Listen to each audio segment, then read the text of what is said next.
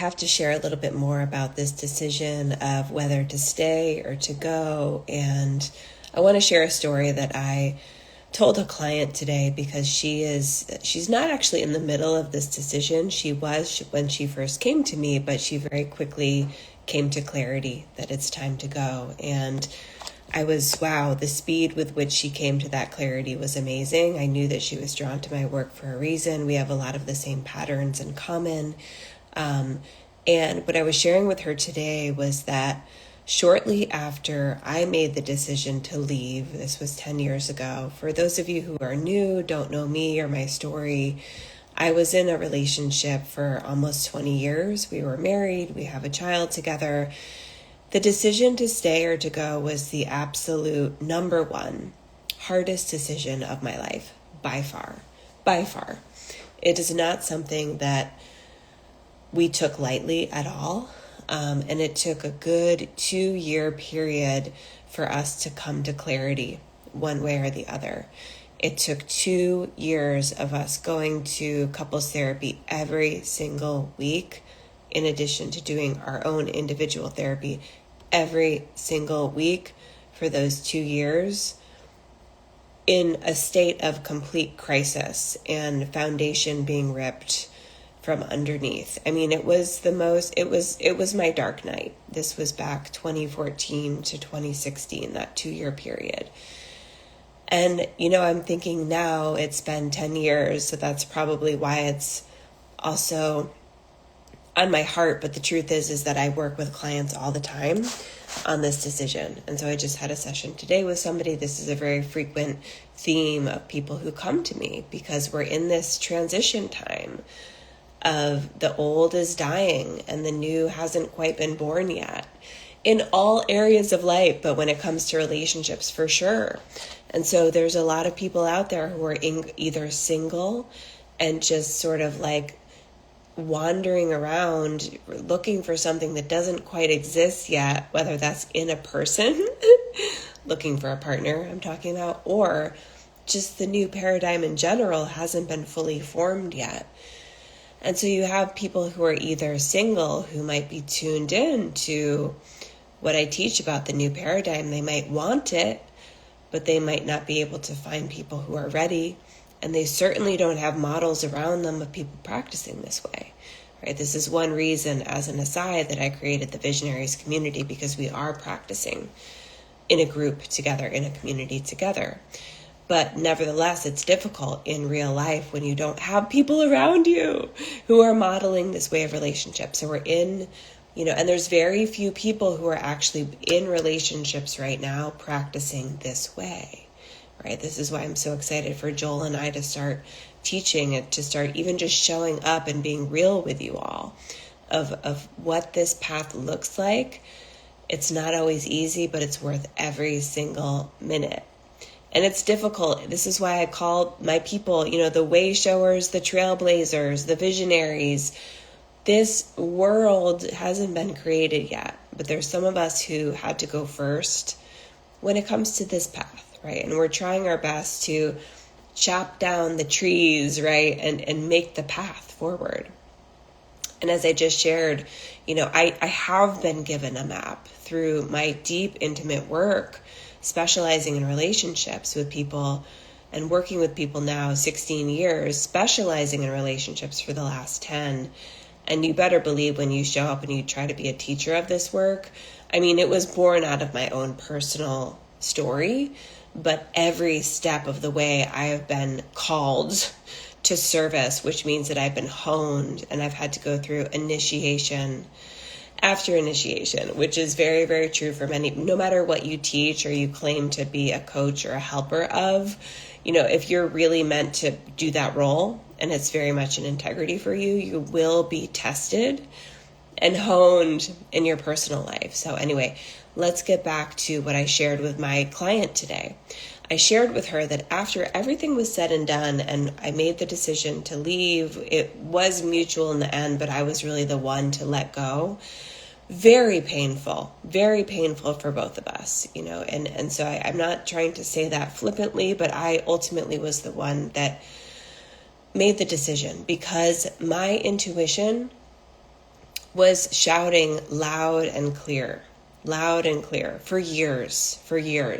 So the story that I shared with my client was that after everything was said and done, and I started to metabolize the lessons that I needed to learn, and not just learn, but like really nail down so that this didn't keep repeating over and over again, was that every morning that I woke up after we made the decision to part ways, it was as if there was a neon sign blaring in my face that said, never ignore your intuition again. Never ignore your intuition again. This is one of many, many serious lessons that I had to learn because of that process. And just quickly, if you don't know my story and you want to hear the other lessons that I learned and how I healed, and not just healed from the divorce, but also really alchemized the process to be able to learn the lessons that I needed to learn, because there was part of me that was obsessively wanting to make sure that it never happened again. And so you can listen to part 2 of my story on the podcast. It's called Recovering from Divorce. It's a good way to get to know me and where all of this work was born from. And it will tell you all of the lessons. And the story that I'm sharing with you right now about this neon sign blaring in my face every morning, I share about in that podcast, in addition to all the other things I had to learn the hard way. But I wanted to come back to this idea of intuition. So many people who come to me who are unclear on whether to stay or to go, when we really unpack it together, I'm always in service to people at a soul level. It has nothing to do with what I want for them at all. That's not my role. My role is to lead people back to the truth of their heart and their soul. And that means getting in touch with their intuition, listening to it, and actually heeding what it is trying to tell you. And I can honestly say with such humbleness that for almost 20 years, I was ignoring my intuition. That's why that sign for years, every morning when I would wake up, it was blaring in my face because my higher self wanted to make damn well sure that I never forgot that lesson. And you know what? I never did, because that was one of the hardest lessons of my life. What happens when we ignore our intuition time and time again? Usually it starts as a whisper, and then it gets louder, and it gets louder and louder and louder. It's trying to get our attention. And when we ignore it and we ignore it and we ignore it, sometimes what happens, oftentimes what will happen, is like in my life, it will lead to complete chaos, crisis, and the moment where my world felt like it got ripped, my foundation got ripped from under my feet. And so it wasn't pretty. But when we ignore our intuition time and time again, in any area of life, this is what happens. It's kind of like a universal law. If you need to hear something that your higher self is trying to communicate and you are ignoring it, you will be taught. You will be taught. And so this is a hard lesson. So I know that now. So that's why when that neon sign was flashing in my face every morning for years, it was trying to protect me. And I have to be honest that even though I've been through hard things over the last 10 years, there's nothing nearly as bad because I have listened to my intuition. And so that alone has protected me and it's saved me. And even when it's not convenient, even when my ego doesn't want to hear it, I listen to my intuition. So I just wanted to share that with everybody. So when people come to me and they need help, I'll just say first and foremost, I never would have been able to get through that time period if I didn't have my therapist. She was amazing. I don't actually know in some of these cases where it's really thick like this, if you're really able to get through without some kind of a support.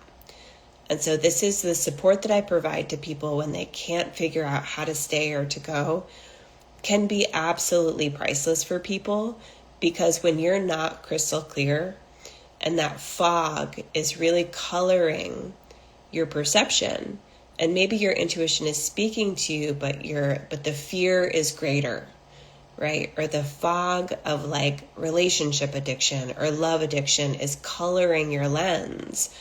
You might hear the whispers, but you might not be able to actually get clear.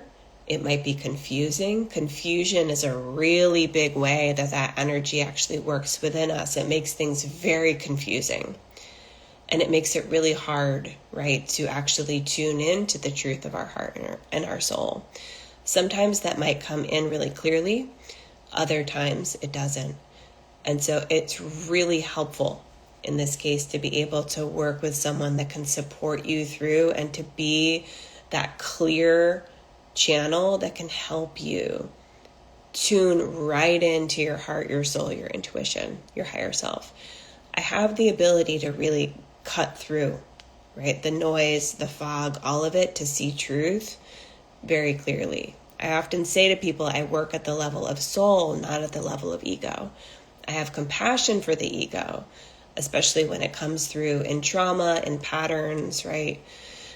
I have compassion, but we don't let that sit in the driver's seat of our life, right? And so this woman who just came to me, I have to say, after probably our first session, she came back to me second session. She was clear after years, right, of not being able to make the decision one way or the other. And so this is the work that I do very often with people to support them.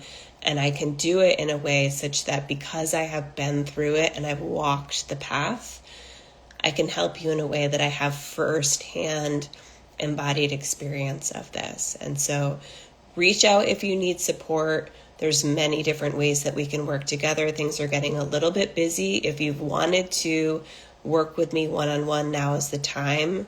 There will probably be a wait list very soon. And so DM me, or you can click the link in my bio. And there's also tons of free resources that I provide. There's 50 plus episodes on the podcast. I talk frequently about topics like this. In addition to the membership community, the visionaries, there's tons of people all over the world walking this path together. And many people who are in the same boat. And so my heart goes out to you if you can relate to this in any way. And please stay in touch, reach out, and talk soon.